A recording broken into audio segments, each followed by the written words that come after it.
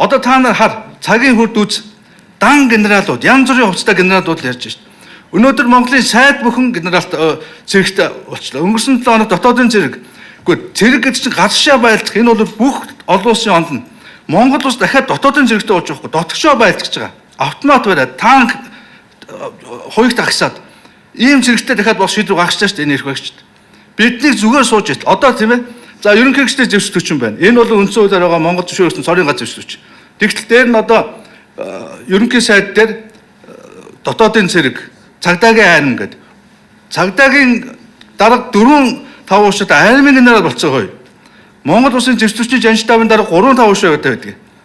Энэ болчтой энэ буцаад одоо социализмын үед юм байсан. Дээрээс нь шадар сайд онцгой байдлын цэрэг бас генерал. За тэгээд хууль зүйн сайд хөлийн цэрэг бас уцаагаас сэргээч гисэн. Бас буу зэвсэг барьдаг, автомат барьдаг, хоёрт техниктэй ийм зэвсэг цэрэг байж. Дээрээс нь тагнуулын одоо яг нах яамны хэмжээнд тагнуулын албыг уцаага бий болгоцсон. Ингээд энэ одоо их хурлынхаа дарга дээр одоо ерөнхий сайдынхаа мэдл. Ерөөсөө одоо эдгээр чи хоорондоо одоо шар хөвлөлөөр одоо эд хөрөнгө эрх мэдлээ булаастай шар хөвлөлөөр байлдаг гэсэн бол одоо эдгээр хоорондоо цэрэг хөдлөх юм байл. Ер нь бол Монгол улс бид үнэхээр яг ингэж биднийг ардсан намын сулрах моментыг бол эдгээр бол үнэхээр андахгүй.